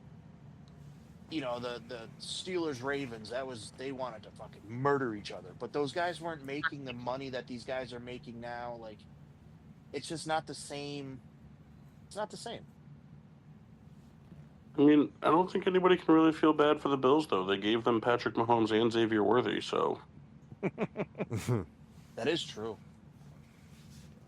And, I tell you, Paul just made me think of another thing, and I know we've talked about it, and Paul says the same. Can someone just let sports media know that like, no one knew Mahomes was going to be what he is? So whoever drafted ahead of the Chiefs, Like, they didn't fuck up the draft. Like, the Bears didn't blow it. It's so stupid. The Bears will forever get the shit for it because the Bears, apparently, called Mahomes and were like all in on him or whatever. Somebody in the Bears organization was in on him and they jumped the gun and they talked to Patrick Mahomes' dad about it, and like it wasn't the greenlit decision. And the thing I hate about it is like, I understand the Bears got Mitchell Trubisky. Okay, that's cool. Why did the Cleveland Browns, who haven't had a starting quarterback, have any success? Yes, they took Myles Garrett. Great. Could have got Patrick Mahomes. Chicago Bears. Could have used Patrick Mahomes. San Francisco hasn't won a Super Bowl. Jacksonville hasn't even been barely to the playoffs. Tennessee doesn't have a quarterback. Jets don't have a quarterback. Chargers have Herbert, but they took Mike Williams. So okay. Here's my. The only one that gets the pass, honestly, the only one above the Chiefs that gets the pass is Carolina with the Christian McCaffrey pick. That's the only one. My take on that. The only thing, and we'll use the Bears as the example. The only thing I think they can be knocked on in that draft, now again, hindsight, the way it played out, is that it was Trubisky and not Watson. Because Watson was touted as like the prize of that draft, quarterback. And they traded up one spot to draft. So everyone's like, what the? But hindsight, I mean, they're probably in the same spot they're in now if they drafted him. But Mahomes was not projected. Like, he was maybe a first rounder. And when he was drafted, the Chiefs fans were pissed.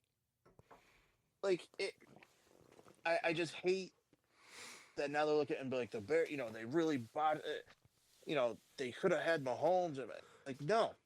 Because no one thought that was going to happen. Because if anyone knew Mahomes was going to do this, every team tries to trade up for one. Mass, did San Francisco swim, or was there another team that you know of that was like interested in Trubisky at 2? There were a couple of teams that were interested in Trubisky at 2. I just remember that being like a whole thing, like, oh, the San Francisco 49ers fleeced the Bears, and it's like if the Bears, like somebody was going to trade up to 2 to either take Deshaun Watson or Mitchell Trubisky. So it was like even that, like the thing I hate, like there have been and like, look, don't get me wrong, Mitchell Trubisky is not by any stretch of the imagination a great quarterback, but I mean he's been to the playoffs the same amount of times as Deshaun Watson has. Yeah. That's what I'm saying. Like, in hindsight, it is what it is. But like at the time, I remember when they traded up. I was like, all right, here's where Deshaun Watson's gonna go. Cool move. They went up, and they drafted Trubisky. So I was like, that was weird, but whatever. It is what it is. If that's who they thought was gonna be their guy, they made their move. Nobody thought Mahomes was gonna now get drafted, sit for half a year, and then go to 7 straight championship games. Because that doesn't happen. It's just, it's such a dumb thing. I'd say Brady was drafted in the 6th round. So should every team be like, man, we really fucked this draft up? Like, it's how it goes. Right. It's just dumb because it's like the Patrick Mahomes thing, and it's like I understand like from the winning the Super Bowl standpoint, but like, so like what about all of these teams with the exception of like Myles Garrett, like who I think could just be like considered kind of equal to like on par, but like what about all of these teams that drafted defensive players that didn't draft TJ Watt? Yes. That's what I'm saying. Like, it's just. Or what about the 68 picks, not counting Patrick Mahomes, that didn't take Cooper Kupp? Yeah. Think of how many receivers like come out in the later round. I mean, I'm looking at it here. Chris Godwin was a 3rd rounder. Trey Hendrickson went in the compensatory picks. It's such a gamble. It's in sports media, and we all fall into it. Like, they do this every year, even at the conclusion of the rookie class. They're like, "Oh, let's do the redraft," and they have Jaden Daniels going number 1 overall. It's like, guys, it's been a year. Can we let the dust settle a little bit? It's just that they love to do this. They love to just create more content for the sake of creating content. That's what it is. It's talking about it to talk about it, which I understand is their job. But yeah, I mean, the only thing I still sorry. Go ahead. no, I was say the only thing that, like, as of right now, the only thing that you can really say about the 2024 draft, in my opinion, is just that, like, as of today, while you can't say Drake May looks like he's going to be a bust, he looks like he's going to be good. Like, the Commanders just did the right thing by taking Daniels over May. Because Yeah, I mean, if you sat down the entire Washington executive team and gave him truth serum, if you asked them who you take in 1-1 in 2024, it's Caleb Williams. Caleb Williams. It was never Absolutely. not Caleb Williams. Absolutely. And I mean, I've said it to you guys on the show, and not like a lot of it is timing.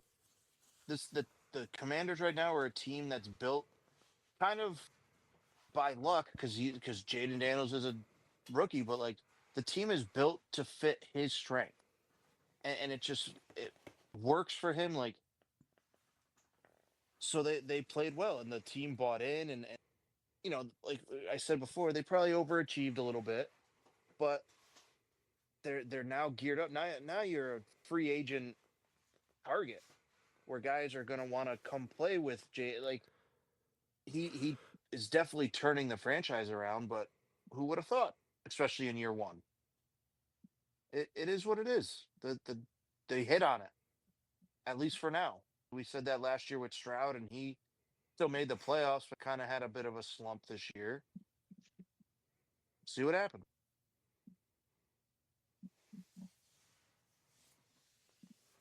Yeah, I mean, it is what it is. I mean, you know, and again, the same notion. Jaden Daniels probably throws for under 3,000 yards and has over 1,000 yards rushing if he's a Bear this year. He would have probably rushed for another 400 yards than he did for Washington, and he would have thrown for at least 500 less yards. Yeah. Because you can go back and watch all the film. It's like Keenan Allen had like 8 drops. You know, DJ Moore looked completely uninterested. Cole Kmet was lost. DeAndre Swift, I mean, Walter Payton couldn't have rushed for 1,000 yards behind that offensive line this year, and the defense was an absolute joke. I mean, like, yes, Caleb Williams made his fair share of mistakes, and he needs to wear that, and I think he will and does. But top to bottom, every single unit that was out there this year was absolute trash. It doesn't change. Eberflus still the coach. Right. It doesn't change the Eberflus time management situation. It doesn't change Shane Waldron not even knowing that Cole Kmet was tight end 1 on the depth chart until week 2 of the NFL season. That's a real thing that came out. Gerald Everett thought Gerald Everett was tight end 1 on the depth chart until. It's embarrassing.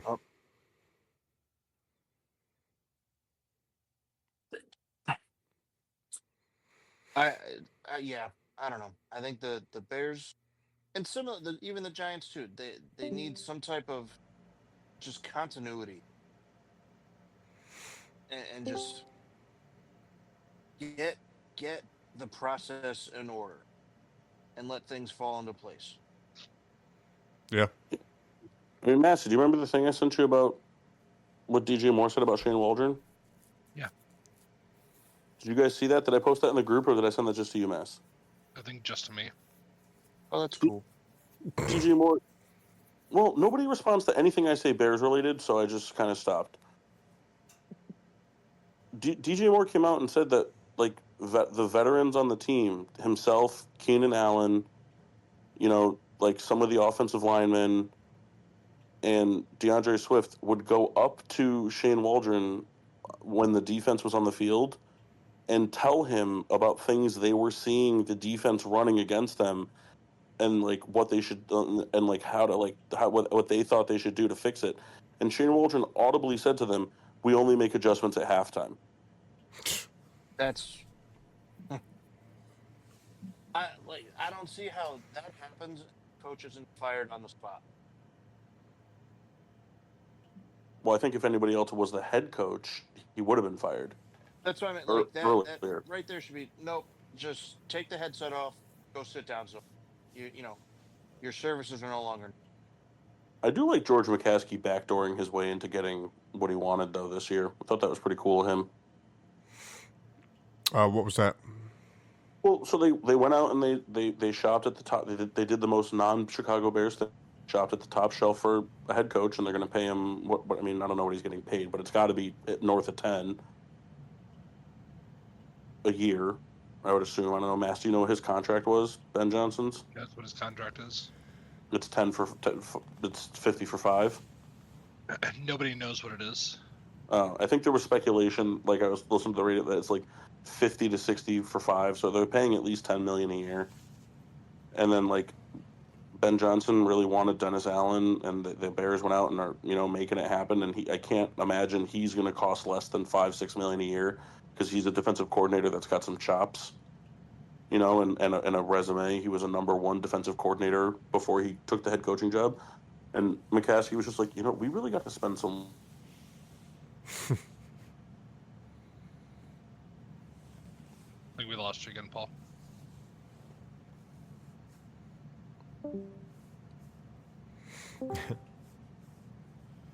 All right, I'm just going to listen for the rest of my life. I don't know what it is. I can't go anywhere in my house and have this thing stay connected for more than 15 seconds.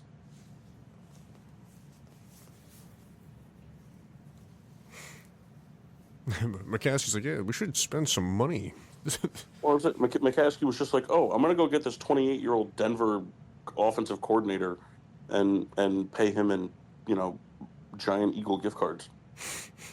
I mean, that guy can't be making more than $1 million. I'm just happy to be here. I mean, people. I mean, I've read a lot of stuff. People speak very highly of him. They think that he's like got what it takes. Like, if Ben Johnson is what everybody thinks he's going to be, that like he'll be like that Sean McVay, Kyle Shanahan type guy to come out of the Ben Johnson tree.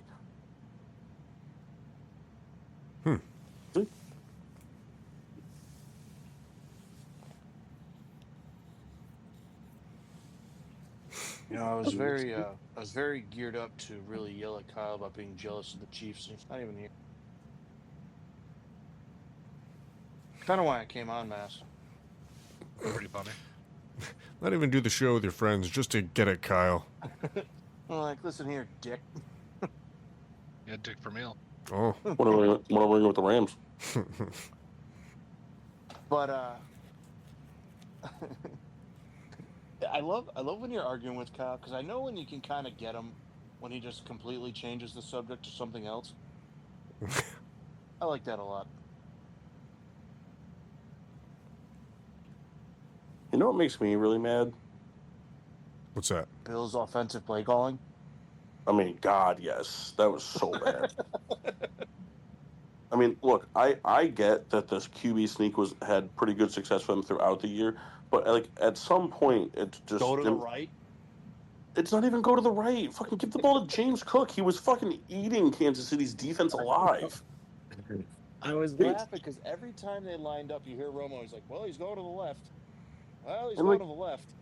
Well, and the thing is, like Baltimore. I mean, Buffalo basically just did what Baltimore did against Buffalo. They just were like, "Oh, this guy's running good. We should try to do other stuff." Yeah. James, take a rest. What makes me mad is that a McChicken with cheese from DoorDash is $4.86. It's just like ridiculous. Yeah. It shouldn't even be a thing. I see you jog down. No. Get a light jog. Stand in the drive-thru. Too far. And then call Kyle and tell me he's jealous of the Chiefs. There you go. I mean, that's what it comes down to. A Burger King double cheeseburger is $4.39 on DoorDash, and that's not including tip. Yikes. You know what videos I like a lot? When DoorDash drivers stand at the door and they're like, "Hey, you didn't tip enough, so I'm not going to give you this." Those are pretty funny. That's like a wild thing to do. It's insane. Yeah. How much do you think a 6-piece nugget from Wendy's is?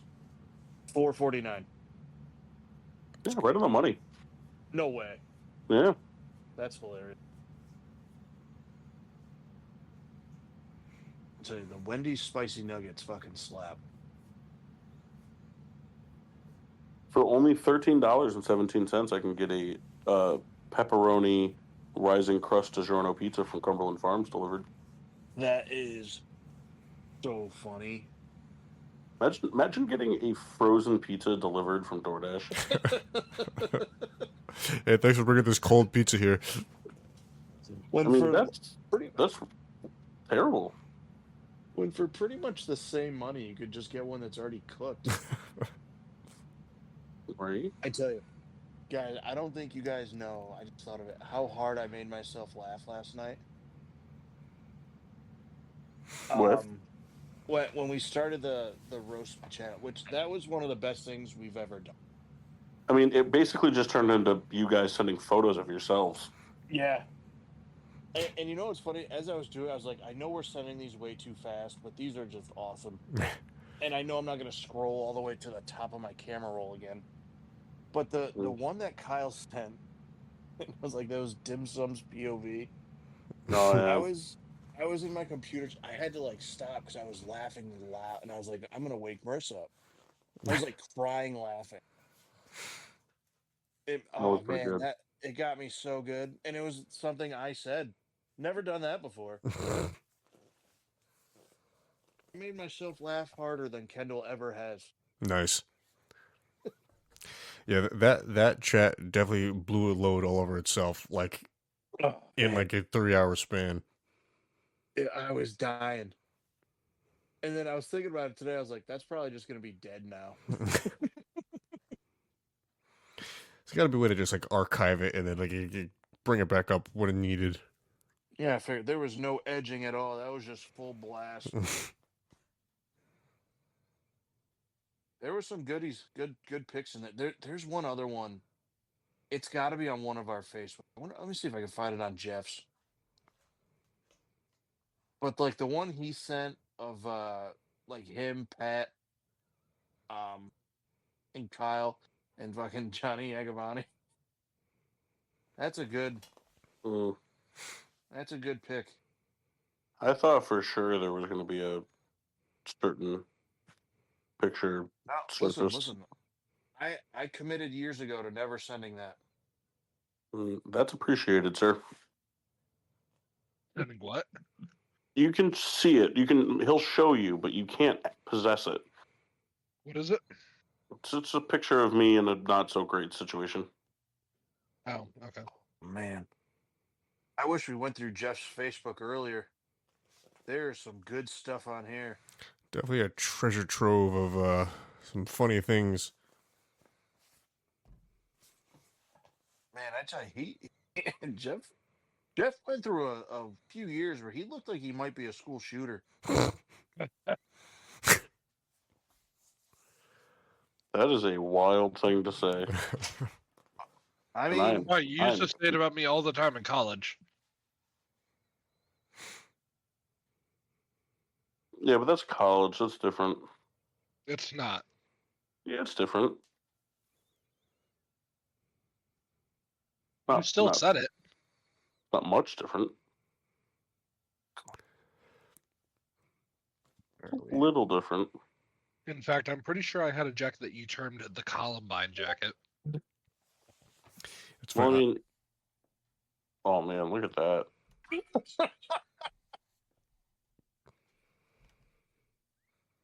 Who is that? that's Jeff. No, it's not. Yeah, it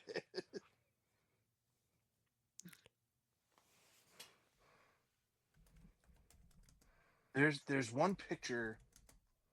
Oh, I wish I could find it. It's on one of our Facebooks. Hey, Jeff Martin.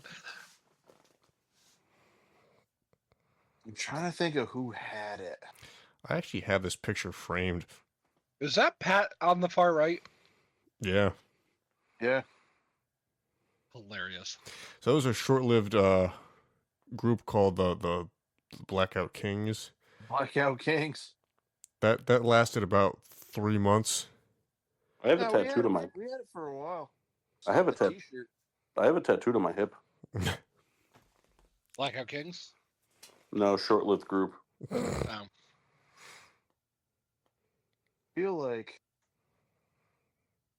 bummer is I'm on Brittany Wheelock's Facebook right now. It's gross. But I feel like she's the one that posted. Digging deep for a photo. There's one. It's a good one. Year are we in?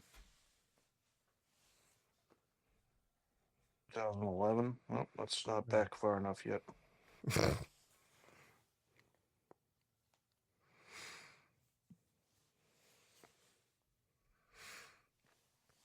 Oh man, Kendall at prom. It's funny that that probably doesn't look that much different than this previous photo. Just a narrow head.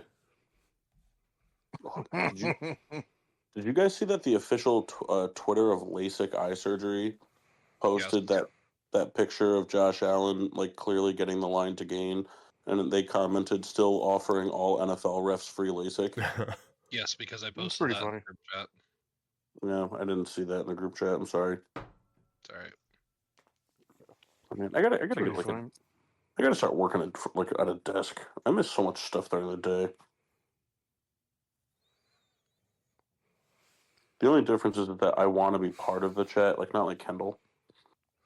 Listen, guys, I'm trying my best here. I don't believe you. That's why a few weeks ago, a few days ago, whatever it was, I ended up turning on the notifications because I was just missing too many things. Well, that's cool that you mute it. No, it just was never on. Oh, here's a good one, Kendall.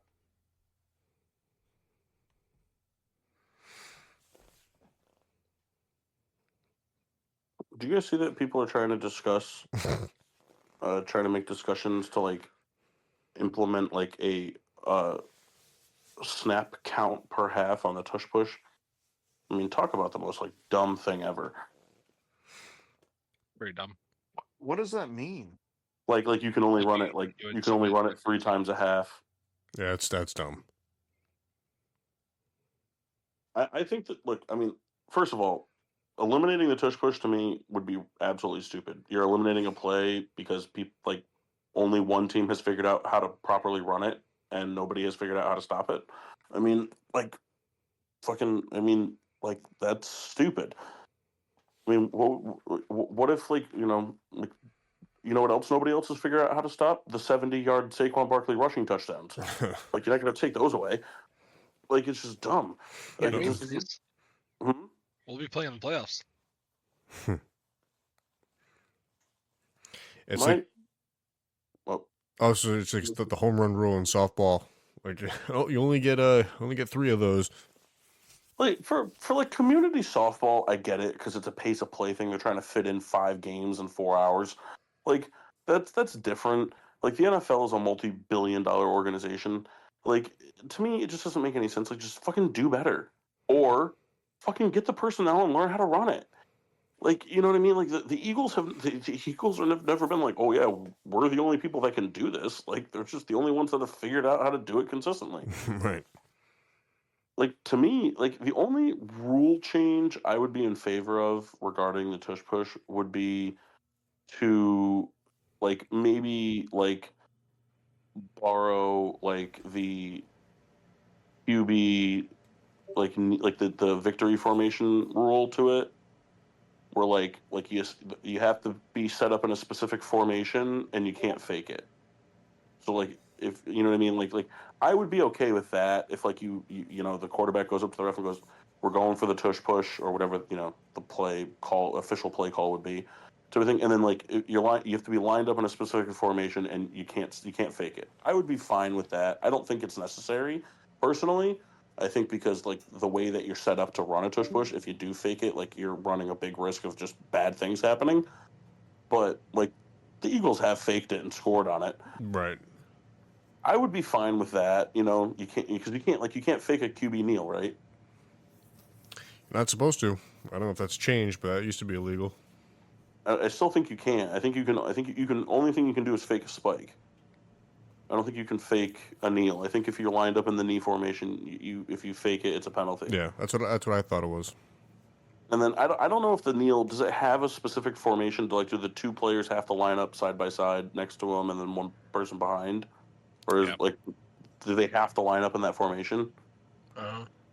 Yeah, so like I would be fine with the tush push putting like a rule like that, where like okay, you can only have one player behind the quarterback, and two players, on the like you can only have three players in the backfield, not counting the quarterback, and only one person behind him, and you can't fake it. Like I would be fine with something like that, Mm-hmm.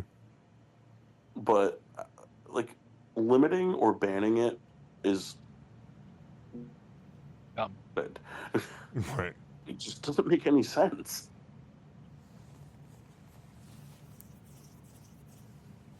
All right. Paul, did you have a test of excellence since you came on a little bit later? I did. I think it was to Sean McVay being the greatest head coach of all time. All right. No, it wasn't that. No. Also, I don't think we asked you what you were drinking. So I was doing some stuff around the house, so I didn't actually go downstairs to get anything. And I've actually been dealing with a slight sore throat, so I actually had huh? Same. So I actually had chamomile tea. Oh, nice. Yeah, chamomile tea that I was given from Kendall as a used part of the used tea collection, And Hilarious. delivered in a garbage bag. You know what? My toast of excellence will be to this like thread that I found. Can't remember the name of it. I think it's like Chicago Bears Cave or something like that. It's the only thing I found where where it's just nothing but positive Bears things, and I've kind of needed that in my life. And they reminded me of toast of excellence is to them for reminding me while watching all of these upper echelon teams playing in the title and divisional games this past couple weeks, all showing some real grit and performance, and the Bears being light years away from that. I got to watch the basically like the all 22 breakdown of the Chicago Bears 2012 Week 9 matchup against the Titans, and it brought me joy. Nice. Well, okay then. What a great game. I remember watching that game and just literally not being able to stop ejaculating. Do you want to hear the five players of the games? Shoot. Jay Cutler, 19 for 26, 229 yards and 3 touchdowns. Matt Forte, 12 carries for 106 yards and a touchdown. Brandon Marshall, 9 receptions, 122 yards, 3 touchdowns. Brian Urlacher, forced fumble recovery, pick 6, sack. Charles Tillman, 4 forced fumbles. Pretty good day. Peanut punch, baby. Peanut punch. Yeah, and then my chamomile tea was excellent. I don't know what brand tea it was. It was a loose leaf blend, so I don't know if it was from like a farmer's market, hand harvested kind of thing. It was from the Cape Cod Spice Shop or something like that. And Cape Cod Spice Shop. I'll give it a 3 out of 5 only because I didn't have it in the most airtight sealed container, so a lot of the leaves have become a little too dry. But I put it in my my yellow submarine tea infuser. Yes. There you go. Mm-hmm. Kendall, how was your kitty cat on the school bus then? I had all the cool cats on the back of the bus from Fat Orange Cat of North Haven, Connecticut, distributed by the 12% Beer Project. I've had a lot of the beers from Fat Orange Cat, and for some reason they all taste the same. I don't know why that is. This was this a double IPA? Anyway, I think it is because it's 8.4% ABV. It's fine. It tastes good. It was drinks a little heavy, but it just I don't know what it is. Like all their stuff just tastes the same. I don't know why. Yeah, it's just a regular IPA, New England style. It's kind of like that juicy hazy, thingy. Something that I'm kind of tired of. But can you imagine they just changed the labels and it's just the same beer over and over? I mean, I'm wondering if that's what they do. That's very funny. It's very mean, but that's very funny. I mean, it's fine. I'll give it 3.9 out of 5. Probably wouldn't get again, but I'll probably be tricked into getting it again somehow. Just under a different name.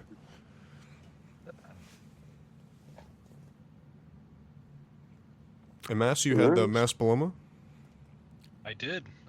It was crisp and refreshing, but didn't do a whole lot to soothe the throat, unfortunately. And why not? I don't know. Just doesn't feel any better. I don't appreciate that about you.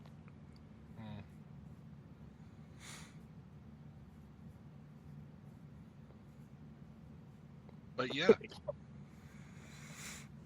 Yeah. I'm trying to say this thing real quick before we sign off, just because I want to berate this person if it's true. Or what's that? I'll tell you in a second if I find out if it's true.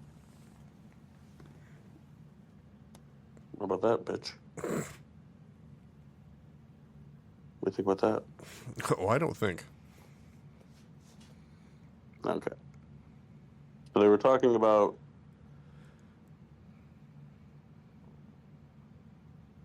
it was this Patriots fan who's saying that what Saquon Barkley has done in his 3 games in the playoffs this season is impressive, but how quickly everybody forgets how much more dominant Sony Michel was in his rookie year in the playoffs than Saquon has been this year. And that just made me want to vomit. And also, who cares? Well, so Sony Michel had in 3 games, because they didn't play in the wild card, they had the 1 seed. He had 71 attempts for 336 yards and 6 touchdowns, which is good. Don't get me wrong. But Saquon has like 110 more yards and 1 less touchdown, and I would make the argument is on a team that has a lot more mouths to feed than that 2018 Patriots team did. Yeah. I don't remember who was on that team. That had to have been a Julian Edelman team, right? Oh, yeah. That was the 2018 team. Was that the Rams' first McVay Super Bowl? Yes. Yeah, right. Yeah, they had Rex Burkhead and Sonny Michel. Woo! Philip Dorsett, Julian Edelman, Cordero Patterson, Matt Slater, and Chris Hogan. And then Gronk. I'm gonna go ahead and say, yeah, not really. Pretty whatever squad.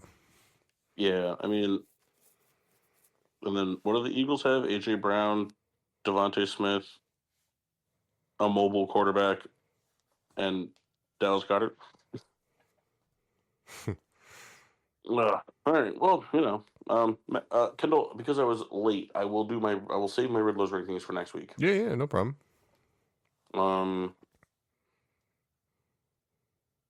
Thank you for listening to an episode of Getting Social Drunk. If you want to find more episodes of Getting Social Drunk, you can find us on. They can find us on Google Play, iHeartMedia, Spotify, all those places where podcasts get distributed to. That's right. Make sure to find us on all of our social medias. Facebook, Getting Sports with Drunk, Twitter and Instagram, GSWD_4. Make sure to use GSWD for all your daily uses, whether it's having a mass Paloma or the same beer 5 times with 16 different labels. Like, follow, subscribe. We're putting some stuff out there. Check it out.